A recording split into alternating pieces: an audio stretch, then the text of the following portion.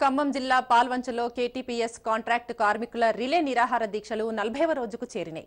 ఉద్యోగాలను పర్మనెంట్ చేయాలని డిమాండ్ చేస్తూ కార్మికులు దీక్ష చేపట్టిండ్రు. ఇన్ని రోజులుగా ఆందోళన చేస్తున్న యాజమాన్యం పట్టించుకుంటలేదని టీఆర్ఎస్ ఆధ్వర్యంలో నిరసన తెలిపిండ్రు. వెంటనే తమ సమస్యలను పరిష్కరించాలని డిమాండ్ చేసిండ్రు.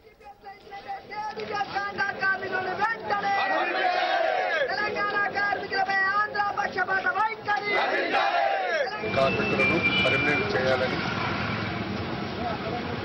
ప్రభుత్వ జీవో ప్రకారం వేతనాలు ఇవ్వాలని తెలంగాణ కాంట్రాక్ట్ విద్యుత్ కార్మిక సంఘం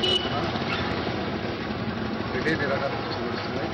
సీమాంధ్ర వలసవాద ప్రభుత్వం మొదటి నుండి కూడా తెలంగాణ ప్రాంతం పట్ల వివక్ష చూపుతుంది. గతంలో విజయవాడ థర్మల్ పవర్ స్టేషన్లో కాంట్రాక్ట్ కార్మికులు నిర్మాణ దశలో పనిచేసిన కార్మికుల్ని పర్మనెంట్ చేయడం జరిగింది. అట్లాగా ఆర్టీపీ రాయలసీమ థర్మల్ పవర్ ప్లాంట్లో కూడా.